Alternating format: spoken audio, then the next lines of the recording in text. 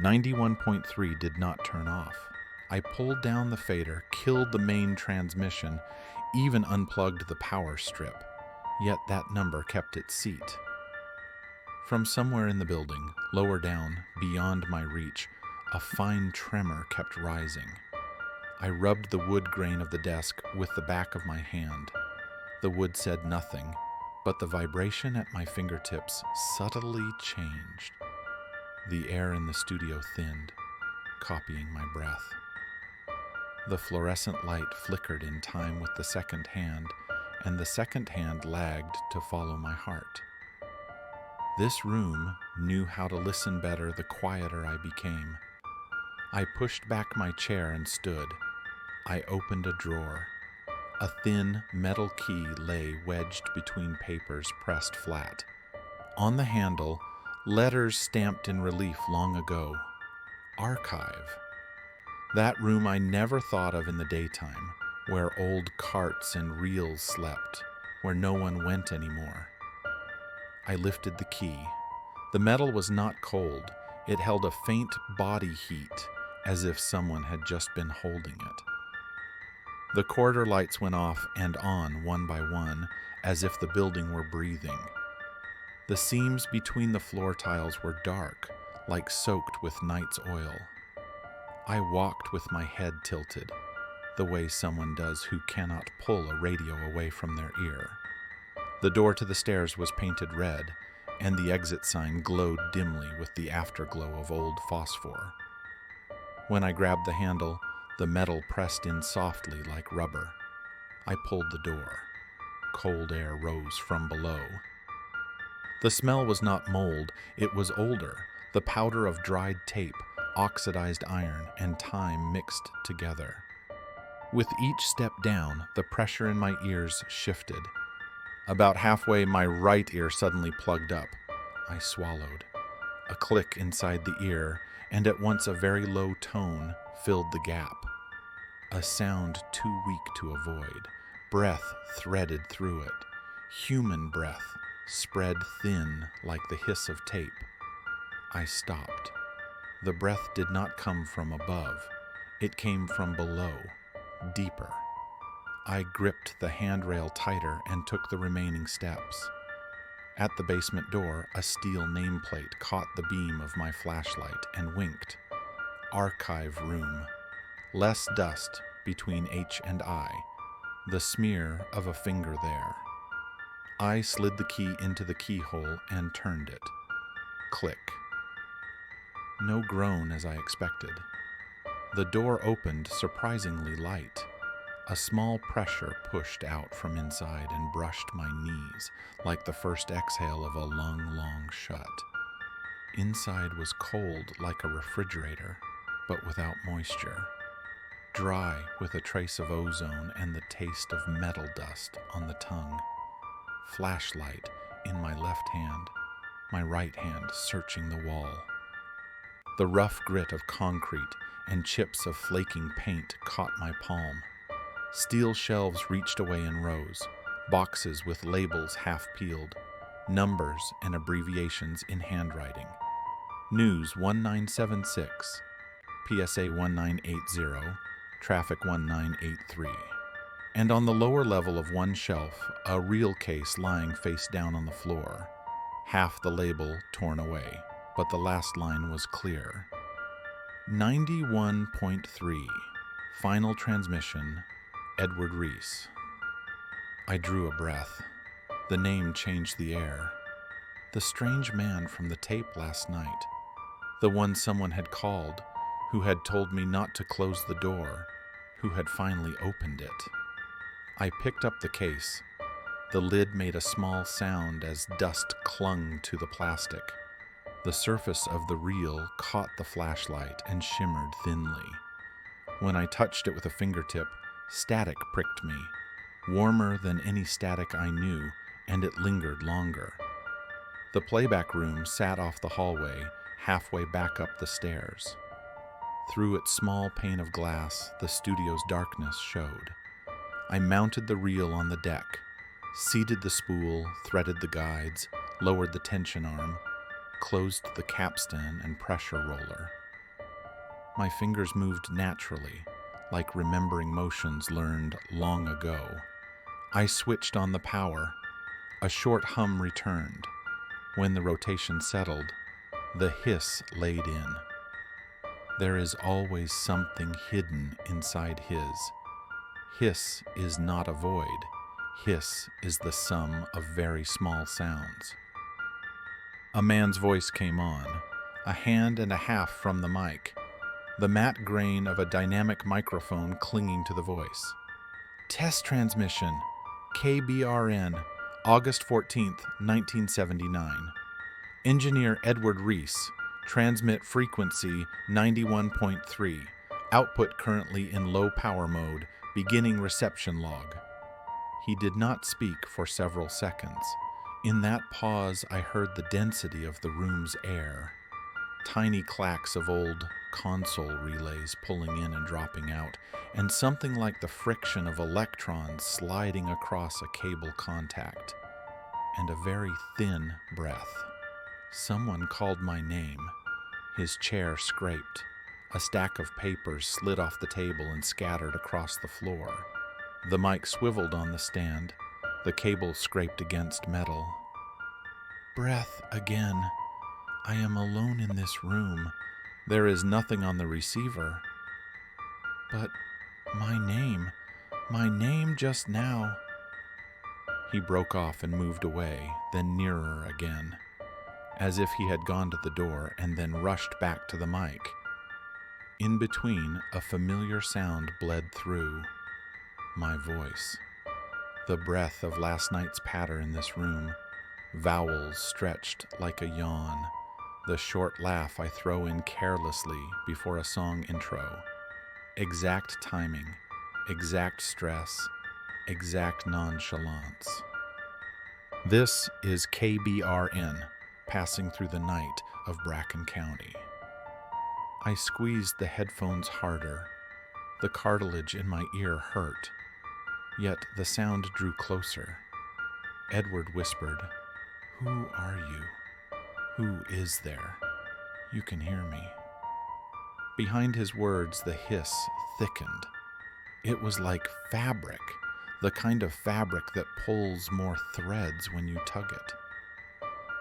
Through the grain of the hiss, a woman's voice came in, low, dry, nearly the same as my own timbre, but just a little different, as if the season had changed.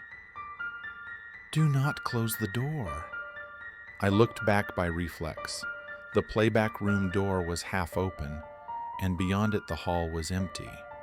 But sound lingers even in empty spaces, like in an empty cup. I wanted to cover the mouth of the cup with my palm, but my hand could not leave the reel spindle. On the tape, the chair scraped again. Edward must have gone to the door. A low, dull tone when a palm meets a metal door. A thin whistle as air slipped through the crack. And a very, very quiet name. Edward. This time the inside of my ear rang. No one had spoken my name, yet my heart lagged one beat the way it does when it hears it. I found my flashlight switch and clicked it on. The beam passed through the playback room glass and swept the studio console.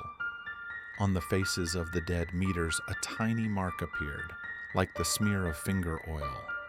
The smear curved thinly, like a waveform.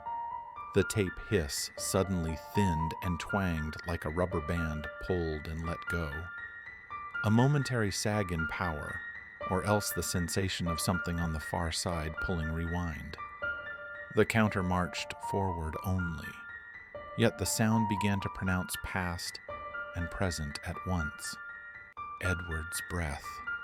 My patter from last night, words in my voice that I had never said. Night shift again.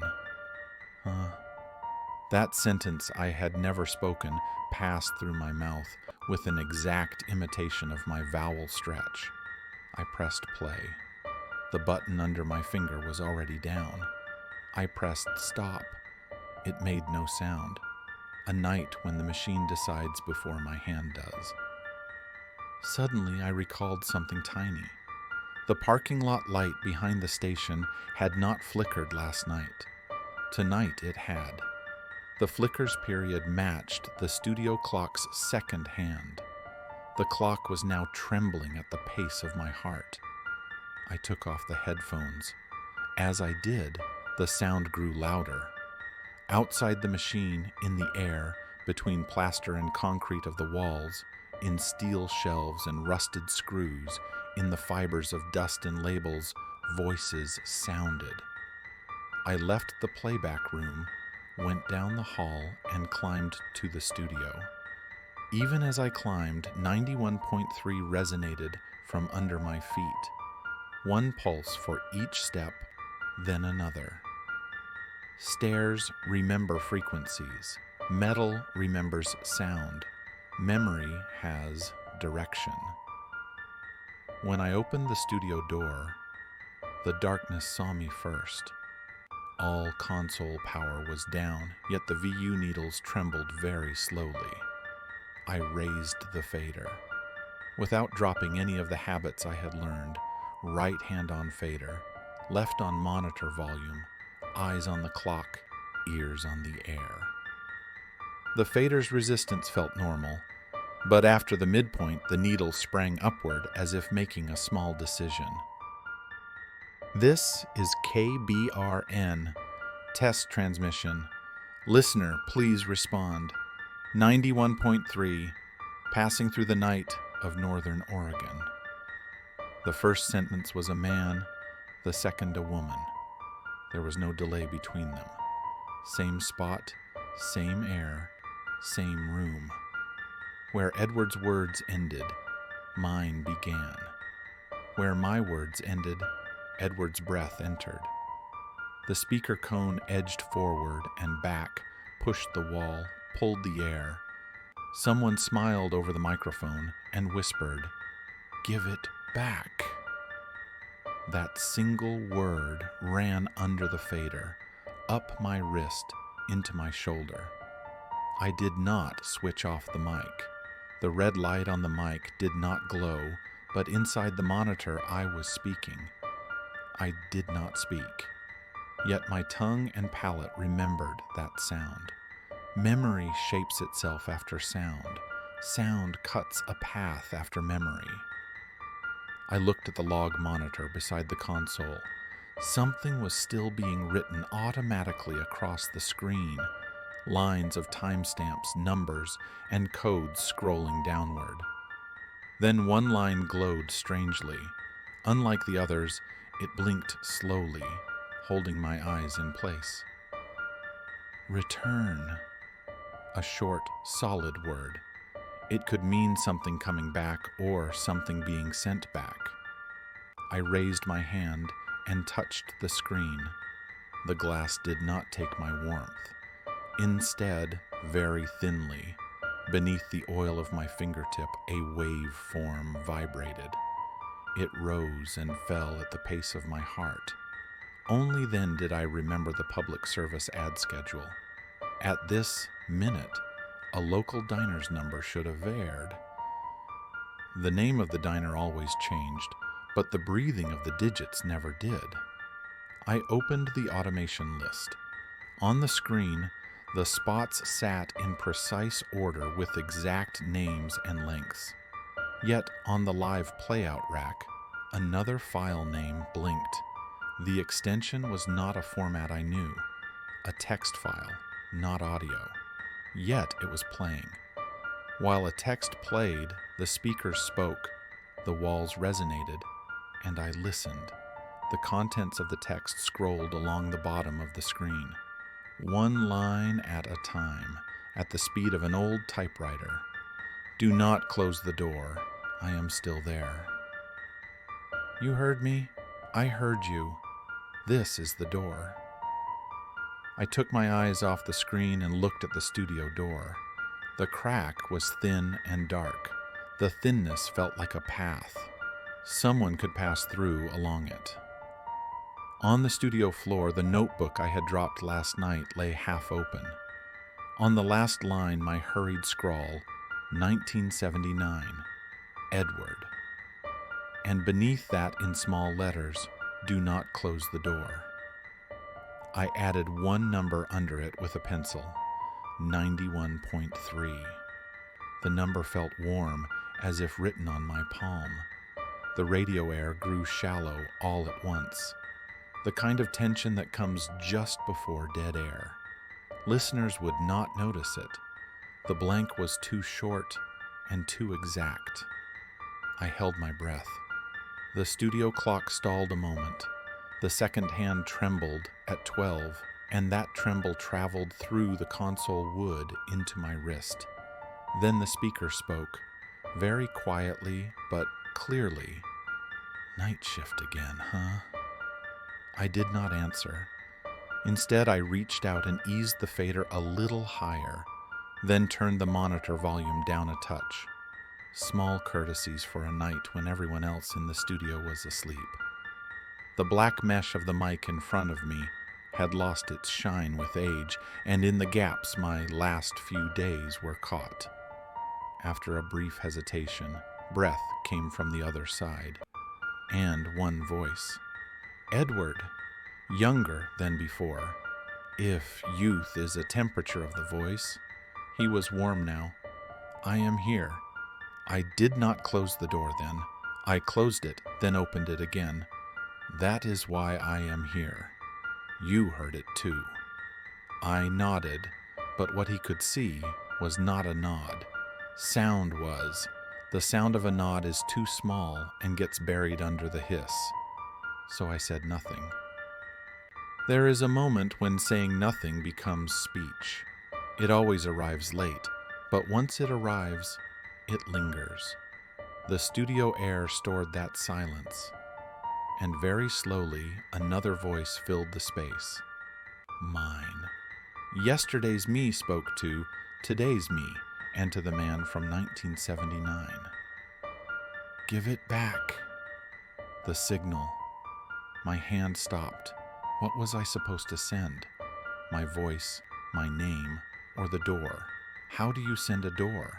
Does a door open, close, or stay somewhere in between? Every question in my head was sound. Sound has direction. Direction was a staircase, from upstairs to downstairs, and from downstairs to upstairs. Last night I went down. Tonight I came up. Where will I go tomorrow night? The speaker no longer asked for an answer. It left one sentence instead. Same sentence, same length, same air. Do not close the door. I closed the notebook. The studio lights were still weak, and in the outer window my face overlapped in shadow. I put the headphones back on. Warmth returned inside my ears. 91.3 was still there, not a blank. A blank knows how to call the truest name. The blank had been a name from the beginning. I waited with the fader up. The quieter I became, the better the radio listened. And at last, someone asked me in a very ordinary tone, "You are listening now, right?" I said nothing, but my lips moved a little. Not sound, the preparatory motion that becomes sound. That feeling when moisture gathers between tongue and palate, then thins and parts. As my forehead nearly touched the mic grill, the speaker began the broadcast before I did. This is KBRN,